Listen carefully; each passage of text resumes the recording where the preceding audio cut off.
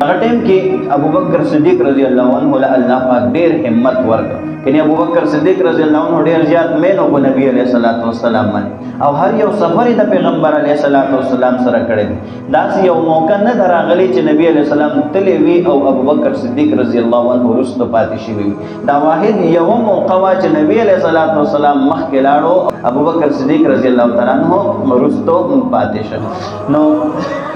خطبه اویلا او دې کې اوې چې څوک د الله پاک عبادت کوي، الله پاک خپل رب غني، نو دا خبر دی یاد اوساتي چې الله پاک ژوندې دی، همیشه به ژوندې وي په الله جل جلاله باندې مرګ ناراض. او نبی علیہ الصلوۃ والسلام د الله پیغمبر د الله رسول او نبی علیہ الصلوۃ والسلام وفات شو او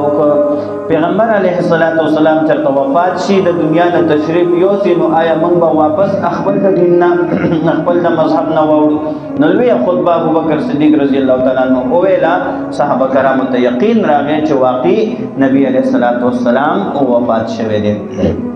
د دې نه پس بیا د خلافت مسله راغله چې څوک به د نبی علیہ الصلوۃ والسلام جانشین وي. ځکه چې کله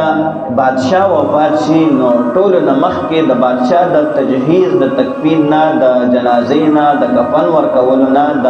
جنازې کولو نه مخکې ضروري خبره دا وي چې بل بادشاه مقرر شي. نو دې دپاره انصارو او مهاجرینو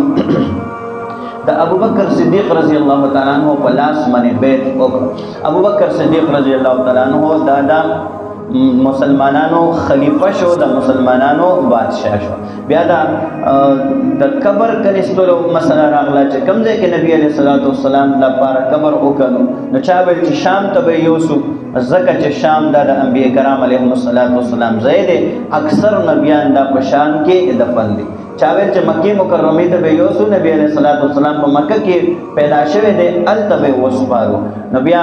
چا ویل چې نه، موږ د پیغمبر علیہ الصلوۃ والسلام نه اوریدلی دي چې نبی په کوم ځای کې وفات شي دغه بعد د دام سپارېدو ځای وي، دغه ته به د قبر جوړیږي. نو هغه کوټه کې چې په کوم ځای کې نبی علیہ الصلوۃ والسلام وفات شوی و، هغه ځای کې نبی علیہ الصلوۃ والسلام لپاره قبر وکنيسته او غسل ورکا علی رضی الله تعالی عنہ او د علی رضی الله تعالی عنہ سره نور اهل بیتو نبی علیہ الصلوۃ والسلام ته غسل ورکا. او بیا جنازه په نبی علیہ الصلوۃ والسلام باندې وشوه. پیر پروز نبی علیہ الصلوۃ والسلام وفات شوی دی. پیر منګل بود په دې کې دا درې کارونه وشو. یو د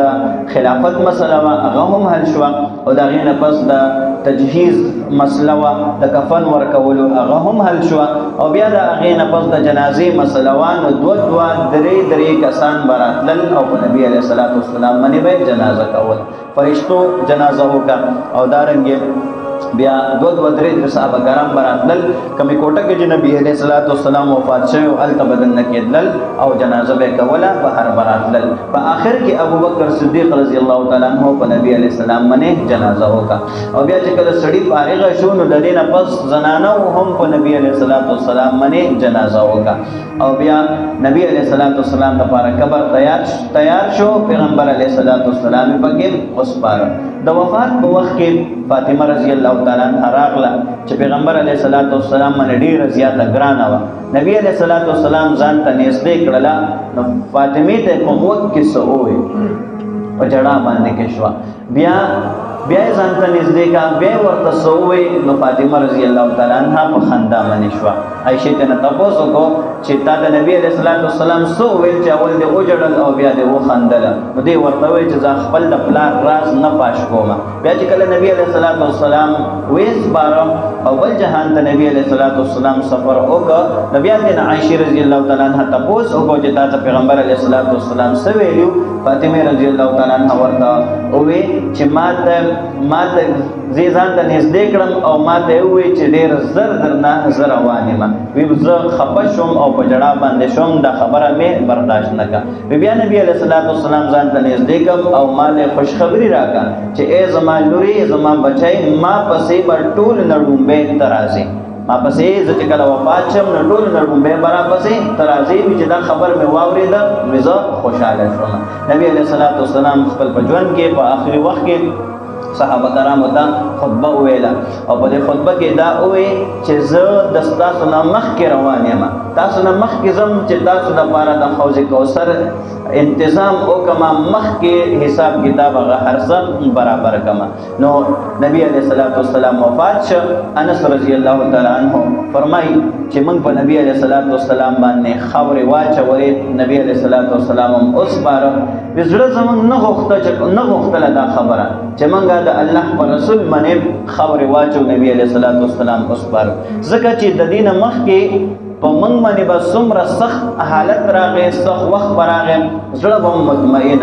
آرام به سکون کې به چې نبی علیہ الصلوۃ والسلام شته پیغمبر علیہ الصلوۃ والسلام بس نه حل د دې خبرې راوباسي چې نبی علیہ الصلوۃ والسلام وفات شو بس ټول غمونه ټول بوجونه چې کدی هغه زموږ په وګو باندې کې راغلل فاطمه رضی الله تعالی عنها هغه فرمایي چې زه بیا کور کې ناس دوم او بهر براله خون نه راکولو چې زه بهر اوزم سکار وکم ودا څه غم را باندې کې راغورځېدل او کبي چرته دا غم پر رزو باندې کې راغورځېدو نو رزي به رز بش پښوي وا کړي چې دا بهر طرف ته راغلي وي دغه غم کې به کور کې ناس توا او په دغه حالت کې بیا فاطمه رضی الله تعالی عنها هم نبی علیہ الصلوۃ والسلام ناش پګ میاشتې پس بیا وفات شو نو انس رضی الله تعالی عنہ فرمای چې موږ په پیغمبر علیه الصلاۃ والسلام باندې کې خاورې واچولې او یو ورځ داسې وا چې خوشالیانې وي مخکې جمعې مې بیان کړې وي چې نبی علیه الصلاۃ والسلام مدینې ته راغی څنګه ټول خلک خوشاله وي بیا چې کله پیغمبر علیه الصلاۃ والسلام د دنیا نه تشریف یوړو د مدینې منورې په هر یو کور کې غم او هر یو سړی غمجن او هر یو سړی جاړي انسانان خلاصه کې چې څاروي هم نبی علیه الصلاۃ والسلام پسې جړل د پیغمبر علیه الصلاۃ والسلام یو اوخوا او صحابه کرامو لیدل چې د مدینې په کوڅو کې به ګرځېدا او غټ اوخ کې به دستر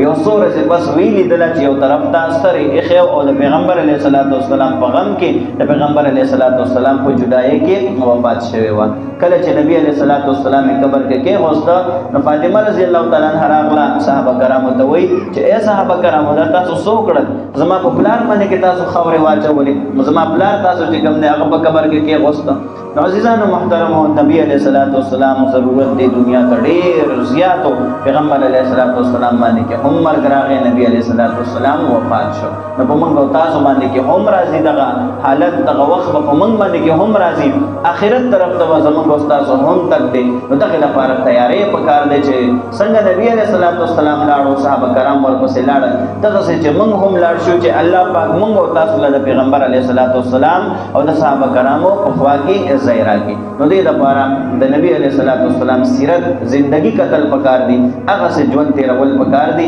چې کله موږ د نبی علیہ الصلوۃ والسلام د سنت او اتباع شروع کړه ان شاء الله دنیا به هم زمون خوي او آخرت به هم زمون خوي الله پاک دې موږ تاسو لپاره ټول خبر باندې عمل کولو توفیق راکړي